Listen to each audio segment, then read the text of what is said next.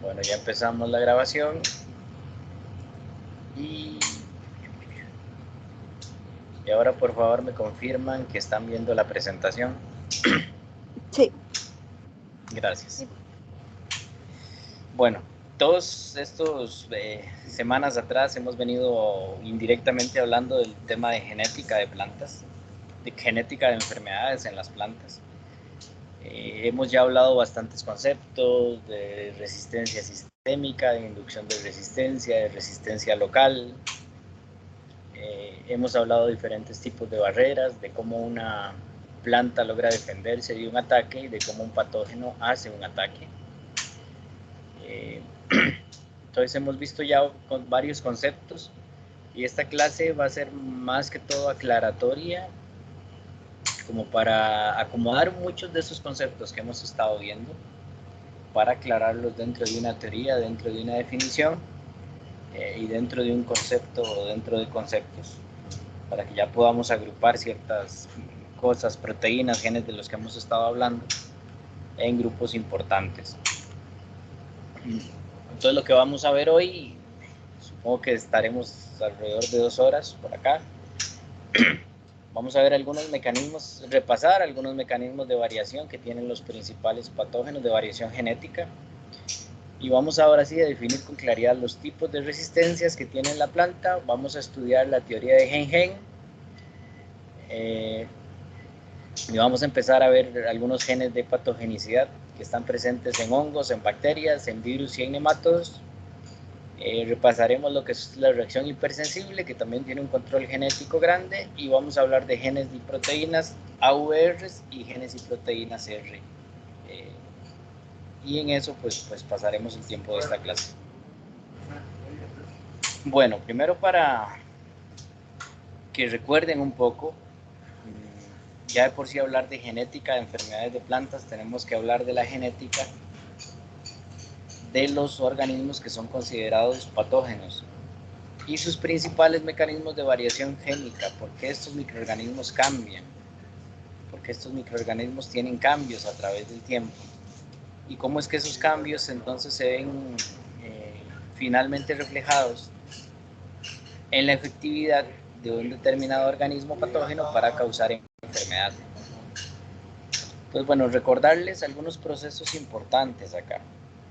Primero, cuando hablamos de hongos, recuerden que el principal mecanismo de variación genética que tienen los hongos es la heterocariosis. Y la heterocariosis es la capacidad que tienen los hongos de presentar 2 o más núcleos en una misma célula. Y además de presentar diferentes cantidades de núcleos en el micelio y en las esporas. Entonces, las esporas pueden ser tener un núcleo, pueden tener 2 incluso, pueden tener más. Igual las células que forman parte del micelio. Entonces, definir cuál de todos esos núcleos es el que va a controlar la reproducción de un hongo es complicado, es muy complejo.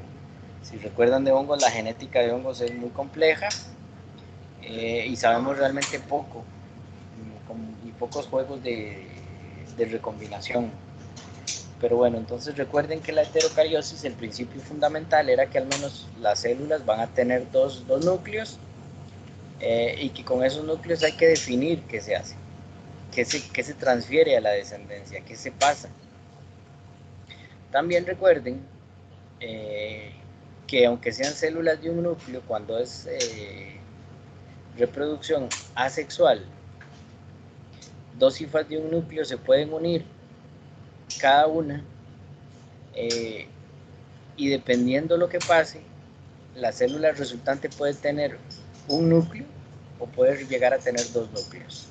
Entonces la heterocariosis, recuerden, es un heterocarión, es un hongo que tiene más de 2 núcleos en sus células, en algunos de sus tipos celulares. Y eso es prácticamente todos los hongos, el 99% de los hongos puede presentar este fenómeno en algún punto de su vida. Otra fuente muy importante de variación genética en los hongos es el parasexualismo. Y el parasexualismo, digamos que es una anormalidad es un fenómeno que lo que busca es reducir la cantidad de genes o cromosomas luego de una, digamos que, pseudo-reproducción asexual. ¿Qué es el parasexualismo? Bueno, que un hongo generalmente va a tener una ploidía determinada, generalmente es N. Cuando el hongo se reproduce, va a hacer obviamente durante algún tiempo esporas 2N y después va a venir una meiosis que va a llevar a volver a tener el número N que tenían inicialmente. Parasexualismo es que hay algunas células, sobre todo las del micelio, que cada una tiene un núcleo y en un determinado momento esas células se van a fusionar y se fusionan ambos materiales genéticos. Pero luego de esa fusión no hay una meiosis como tal. Es decir, que la célula quedaría con los dos núcleos fusionados en uno, con el contenido genético de dos núcleos contenidos en uno. Pero el hongo va a tratar siempre de volver a su ploidía original, pero no lo hace a través de una meiosis, sino que lo que va a hacer es empezar a tirar genes, a eliminar genes, algunos genes seleccionados, algunos genes al azar. Entonces, al final lo que tenemos es una célula que tiene un 2N incompleto, porque no tiene todo el juego duplicado, sino que algunos genes los ha ido tirando, los ha ido eliminando, buscando siempre volver a su ploidía original. Pues el parasexualismo es otra fuente importante de variación genética en los hongos. Y después ya recuerden el concepto de heteroploidía, que es lo que hemos estado hablando. Los hongos pueden ser de un N, sobre todo en el micelio, y cuando llega la reproducción sexual y algunas células específicas van a tener una ploidía diferente, 2N. Hay hongos que son 2N y momentáneamente pueden pasar a ser 4N. Pues la heteroploidía es un cambio donde en el mismo hongo, en el mismo cuerpo, en el mismo soma, ustedes van a tener células con una ploidía y otro tipo celulares con otra ploidía diferente. Y después de bacterias, recordarán las vías normales de, digamos que de reproducción celular, de intercambio de material genético que tienen las bacterias, los tres mecanismos típicos que son la conjugación. Recuerden que la conjugación es cuando se intercambia material genético, generalmente a través de plásmidos en dos células vivas. Después está la transformación, que es cuando hay intercambio genético, sobre todo de ADN que ha quedado libre, porque una célula se reventó, una célula murió, queda ADN libre y este ADN tiene la capacidad de introducirse dentro de una nueva célula bacteriana y modificar el material genético que había. Y después están los fenómenos de transducción, que es cuando se hace un intercambio genético utilizando la capacidad de los virus para modificar a las células bacterianas. Y bueno, en virus, recuerden que el proceso de recombinación, como ya lo vimos la semana anterior, es un proceso muy normal, muy corriente y se da obviamente por la multiplicación intensiva de las partículas virales dentro de las células en las que están tomando control. Muchas cepas de virus también son capaces de intercambiar material genético en células hospederas a través del tiempo. Pues en virus la recombinación es muy sencilla, son pedazos de material nucleico que queda por ahí, que es capaz de irse uniendo a pedazos nuevos de un virus nuevo que ha llegado a una célula vegetal y eso va a configurar un virus nuevo o al menos una variante dentro de ese virus. Y esos son como los principales mecanismos que tienen los patógenos para estar variando, para estar cambiando. Y bueno, eso nos deja una gran variabilidad sexual, sobre todo en los hongos, que es donde la fuente es mucho mayor, la variabilidad es mucho mayor. Después habrá algún grado de variación sexual en las bacterias y después están los virus que tienen variación sexual pero no es tan marcada como en los hongos, por ejemplo.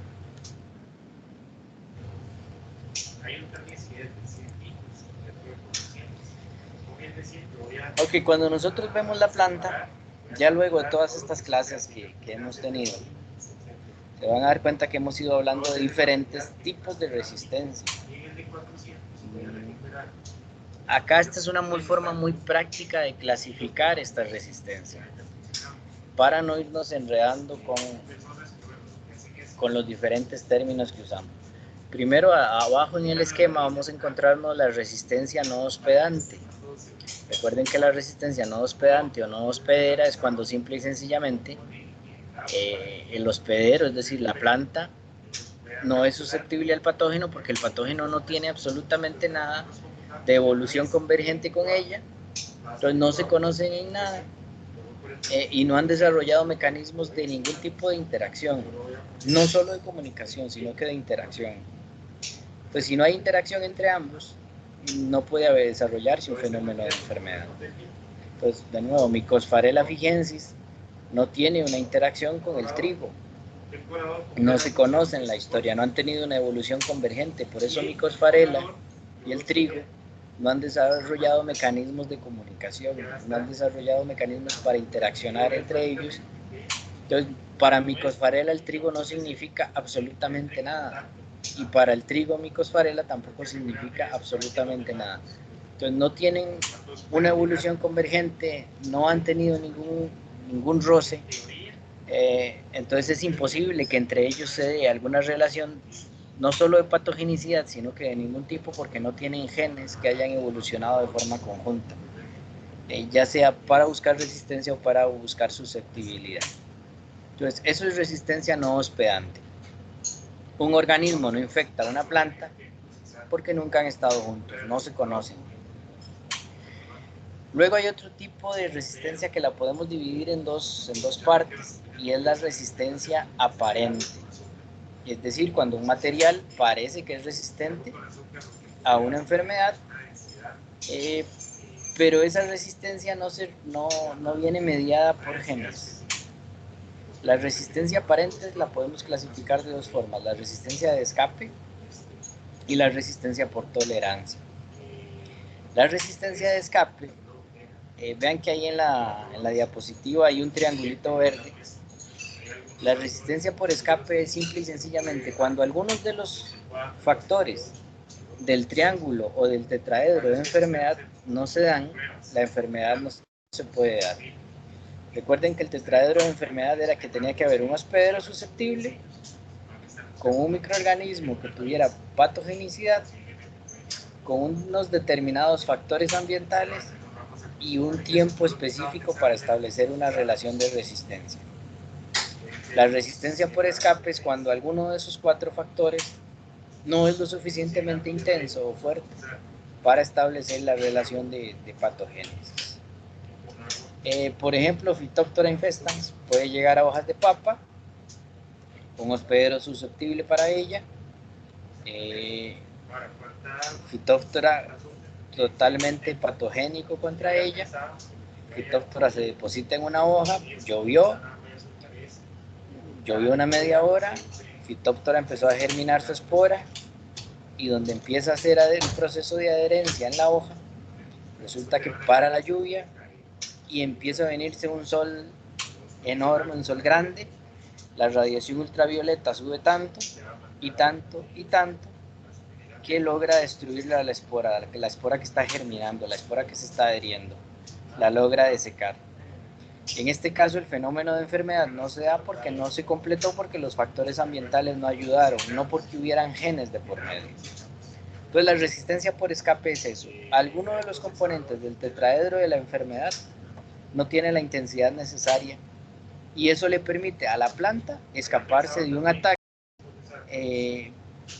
en la que en otras condiciones hubiera sido totalmente susceptible. La resistencia por escape es un engaño para los agricultores, es un engaño desde el punto de vista humano, porque nos puede hacer creer que un material es resistente o al menos tolerante, cuando realmente no fue así. Y después viene la resistencia por tolerancia, que la resistencia por tolerancia sí tiene alguna base genética, tiene algunos pocos genes que intervienen, pero básicamente son genes del patógeno. La resistencia por tolerancia tiene que ver con si un microorganismo es capaz de infectar una planta, efectivamente la infecta, pero la planta parece ser tolerante a ese ataque, entonces el patógeno está haciendo un daño muy local, una infección muy local, pero a la planta parece no importarle. Como no hay respuesta de la planta, el patógeno tampoco cambia y entonces desarrollan un sistema de convivencia donde en algunas zonas de la planta está enferma, pero eso no impide que la planta llegue a producción, que la llevemos a cosecha. Les decía que esto depende más sobre todo de los genes del patógeno. Recuerden los conceptos de un organismo que cuando establece una relación con una planta es capaz de matar a la planta en esa relación, y de un organismo que establece una relación con una planta y que no la lleva a la muerte, que logran convivir. Pues este concepto de biótrofos, los biótrofos son los organismos que permiten convivir con la planta a pesar de que la estén infectando y que le estén produciendo daño. Y los necrótrofos son los organismos que llevan a las plantas que infectan a la muerte. Determinar si un organismo es biótrofo o necrótrofo tiene una importancia grande ahora, porque la resistencia sistémica inducida y adquirida logran estar también asociados a que un organismo sea clasificado como biótrofo o necrótrofo. Los patógenos biótrofos activan las vías de respuesta del ácido salicílico, mientras que los patógenos necrótrofos activan las vías de resistencia ligadas con el jasmonato y el etileno. Y bueno, luego ya ahora sí viene la resistencia, que nos importa desde el punto de vista genético, que los seres humanos hemos estudiado y que creemos que podemos trabajar con ella, y es lo que llamamos la resistencia real. La resistencia real es lo que hemos visto nosotros en la clase. Una relación que está mediada por genes tanto de la planta como por genes del organismo patógeno en este caso. La resistencia real solemos dividirla en dos tipos de resistencia principales. Y estos dos tipos de resistencia tienen muchos nombres, se los van a hallar en la literatura con muchos nombres. Les pongo acá los nombres que son más actuales y que logran utilizarse más. Ven que hay un tipo de resistencia que se llama horizontal. A ese mismo tipo de resistencia se le llama poligenética, obviamente porque intervienen varios genes. A esa misma resistencia se le llama parcial, y a esa misma resistencia también se le suele llamar cuantitativa. Entonces, en literatura más moderna de los últimos 15 años para acá, 10 años para acá, se van a encontrar la resistencia horizontal bajo esos nombres. Después está la resistencia vertical, que aparte de llamarse vertical, se llama monogenética, porque interviene un solo gen. Raza específica, porque además resulta que es muy dependiente de la raza del patógeno que esté haciendo el ataque. Y la resistencia ligada a genes R, la R-gen. Y esto R-gen nos remite al concepto que está anteriormente, a resistencia monogenética. Es decir, un solo gen mediando esa resistencia. Estos dos tipos de resistencia, vertical y horizontal, básicamente nos hace referencia a la cantidad de genes, tanto del patógeno como de genes de la planta, que intervienen en esta relación. Una resistencia poligenética lo que quiere decir es que la planta utiliza varios genes para defenderse. Puede ser un solo gen del organismo patógeno haciendo el ataque, pero la planta utiliza varios genes para hacer su defensa. Por esta misma forma, a eso se le llama horizontal, porque lo que hay es una relación, precisamente que si ustedes marcan un punto, que representaría un gen del patógeno, y frente a ese punto van a marcar varios puntos que representan los genes de la planta.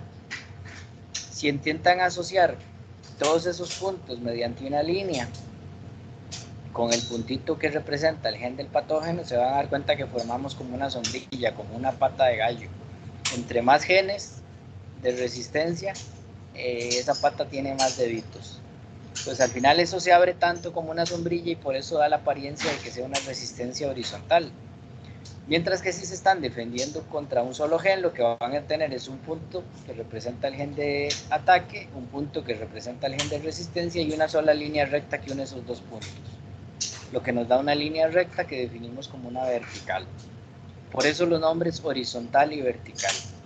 Vertical es una relación 1 a 1, un gen de defensa contra un gen de ataque. La resistencia horizontal es una relación de 1 contra varios, un gen de ataque contra varios genes de resistencia. Por eso los segundos nombres que ven ahí, la horizontal se le llama poligenética, la vertical se le llama monogenética. Y ahora esto que sigue es bastante importante. Cuando la defensa de una planta está mediada por un gen, eso nos remite a que ese gen está afectando un solo gen en el patógeno también. Ese gen de la planta está afectando un solo gen en el patógeno. Y como el patógeno puede variar entre diferentes razas, aislamientos, formas especiales, patobares, a ese tipo de resistencia se le llama raza específica, porque el patógeno perfectamente puede variar ese gen de ataque, lo que lo puede volver más o menos virulento.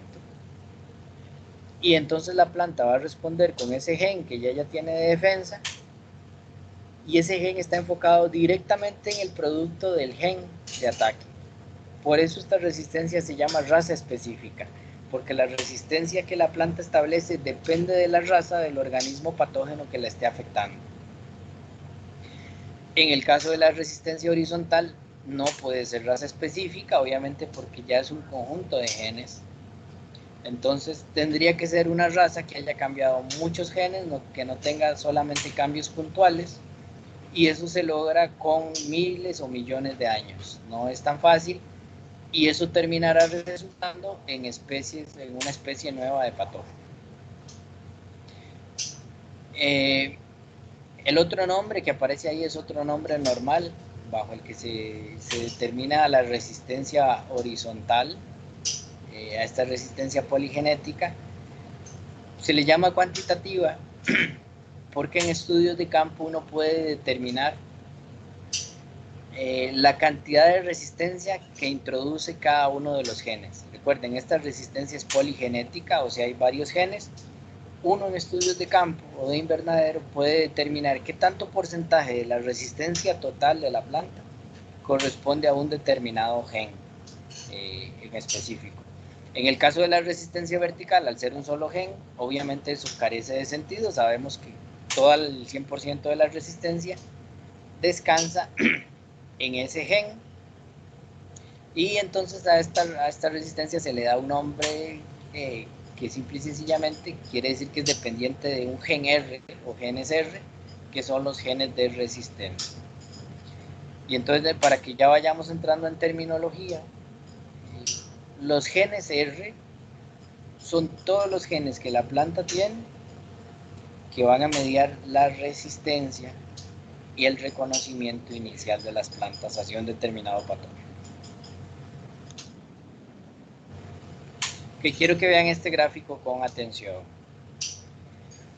Tómense un momento para entender el gráfico, para interpretar el gráfico. Vean que lo que estamos haciendo acá es un experimento con dos variedades de un determinado material vegetal, con dos variedades de plantas, pero son dos variedades, al ser variedades obviamente pertenecen a la misma especie. Entonces tenemos en un lado la variedad A y en otro lado la variedad B. Vamos a tratar de infectar esas plantas y medir la resistencia que esas plantas tienen a 10 razas diferentes de patógenos, que los ven ahí representados en el eje de X. ¿Qué nos interesa medir? ¿La resistencia o la susceptibilidad? Entre más alta la barra, es más resistente el material. Entre más baja la barra, es mucho más susceptible. Entonces, noten ahí que ustedes van a poder ver que cuando establecemos este experimento, Todas las razas de patógenos llevan la barra hasta un determinado nivel. Todas las 10 razas de patógenos. Eso aparenta ser un bloque conjunto. Ese bloque conjunto, esa base, esa cama, ese colchón de resistencia es lo que podemos definir como resistencia horizontal. Es decir, la resistencia que comparten toda la planta contra todas las razas de patógenos. Esa resistencia es la que es horizontal y es la resistencia que es poligenética. Porque la planta tiene un montón de genes para resistir ese ataque basal de todas las razas. Pero vean que hay algunas razas del patógeno que causan que la planta sea mucho más resistente. Y esa barra varía en intensidad con respecto al colchón. Eso que sale del colchón, que sale de esa cama conjunta, eso ya se debe a una resistencia vertical, se debe a un gen único que esa planta está activando en respuesta a una raza en específico. Entonces, lo ven muy fácil ahí, ven la cama, los 10 patógenos en ambas variedades, los 10 patógenos activan una cama más o menos grande, un colchón más o menos grande de resistencia que comparte con todas las razas del patógeno.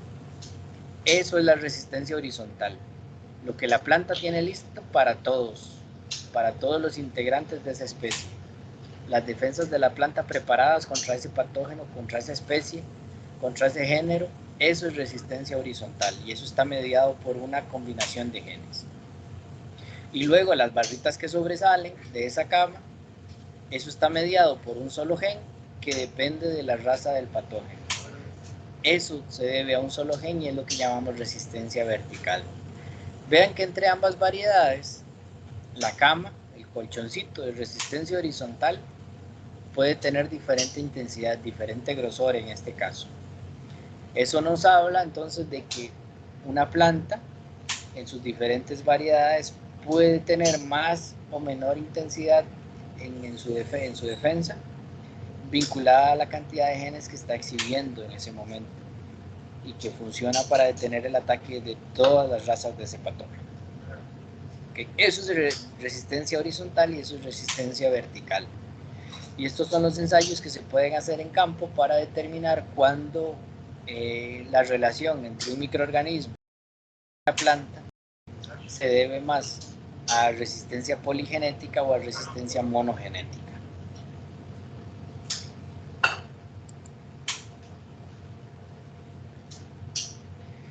Y cuando nosotros nos metemos ya a estudiar más detenidamente esta resistencia monogenética,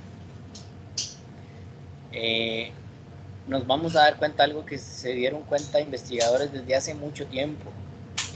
Mendel fue el primero que empezó a observar que algunas relaciones entre patógenos y hospederos parecían estar ligadas a lo que él llamaba un gen, a lo que él en ese momento definió como genes o definió como unidades de defensa. Y luego a lo largo de todos estos años se empezó a trabajar más este tema hasta que al final, cerca de 1970, se postuló una teoría que se llamó la resistencia gen a gen o la resistencia gen-gen, que básicamente decía que el fenómeno de la resistencia estaba mediado por un solo gen de la planta, bloqueando el producto de un solo gen de virulencia del patógeno. Este modelo de gen-gen se siguió estudiando, pero empezaron a encontrarse muchas excepciones a este modelo. O sea, muchas plantas en las que la resistencia parecía no depender solo de un gen, y entonces se creó también el modelo de la resistencia poligenética. Antes, hace 20 años, esto era el dogma que se enseñaba en las universidades, la resistencia gen-gen. Era el equivalente a lo que ahorita hablamos como el dogma central. Pero bueno, eso se ha ido superando, se ha ido cambiando. Sin embargo, esta teoría del gen-gen se sigue ajustando perfectamente a uno de los casos del dogma central. Esta teoría de gen-gen se ajusta perfectamente al caso del dogma central, donde la planta y el patógeno ya han hecho un reconocimiento. La planta activó la cascada de quinases y el patógeno entonces inyecta proteínas efectoras. Estas proteínas efectoras y las proteínas de reconocimiento inicial, es decir, los PAMs, son lo que a grandes rasgos se puede conocer como una proteína AVR, así en minúscula, AVR, que viene de un gen AVR. Y esta AVR lo que quiere decir son genes de avirulencia. Pero avirulencia no quiere decir que no sean virulentos, al contrario, son los genes que van a causar la virulencia en la planta. Entonces, de nuevo, esta teoría gen-gen se ajusta a uno de los casos del dogma central, que es el caso donde se ha establecido el reconocimiento, se activó la cascada de quinasas y el patógeno inyecta un efector para bloquear esa cascada de quinasas. Y la planta obviamente le va a tener que responder con una proteína NBS. Esa interacción de la proteína NBS con el efector es lo que cumple el proceso de resistencia gen a gen. Ahora, para esto también hay otro punto donde lo cumple, que es en el reconocimiento inicial. Una planta que tiene un receptor específico para un PAMP específico. Ahí también se cumple la resistencia gen a gen. Entonces es una teoría que, si bien ha cambiado a lo largo del tiempo, no deja de ser aplicable y no deja de tener mucho valor para explicar los fenómenos de enfermedad. En esta resistencia gen a gen tenemos 4 casos posibles, que los ven ahí en cada uno de esos 4 cuadritos verdes. Uno solo de estos casos es el que va a llevar a que la planta se mantenga resistente. Los otros 3 casos nos van a dar plantas susceptibles o hospederos susceptibles. ¿Cuál es el primer caso? Donde la planta es resistente, donde el patógeno hace un producto de un gen AVR, o sea, hace un PAMP, tiene un PAMP que es compatible con el producto de un gen R que está involucrado en el reconocimiento por parte de la planta. Es decir, es el proceso donde un PAMP es efectivamente reconocido por un patrón de reconocimiento que está ubicado intermembrana, interpared. Si hay reconocimiento específico, tal como lo dice el dogma central, se va a activar la cascada de sinasas, va a haber defensa y no va a haber enfermedad. Entonces este es el primer caso. Un gen AVR, un producto de un gen AVR es efectivamente reconocido por un producto de un gen R. Recuerden, los genes R están involucrados en la resistencia. Los genes AVR son del patógeno. ¿Qué otro segundo caso hay ahí? Si lo ven hacia abajo, en el segundo cuadrito hacia abajo, es cuando el patógeno produce su producto del gen AVR, o sea, produce su PAMP, pero la planta no tiene un receptor específico. En este caso, la planta no recibe esa señal, no puede activar la cascada de sinasas y es totalmente la planta susceptible al ataque. Entonces vean que aquí lo único que nos falta es que la planta no tiene receptor, pero al no tener receptor, la enfermedad puede darse. Va a ser un fenómeno que efectivamente se lleve a cabo.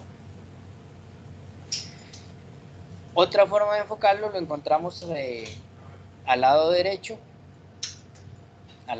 para ustedes, que son esos otros 2 cuadritos que vienen ahí, que es cuando el patógeno, a pesar de que es virulento, no produce un elicitor específico, no produce un PAMP. Y esto, aunque es raro que pase, existen algunos patógenos que han logrado hacer eso. Tienen virulencia, pero no producen PAMPs. Y esto ya de por sí es una gran excepción. Sin embargo, han habido algunos casos que se ha determinado. ¿Qué pasa en este caso? Aunque el hospedero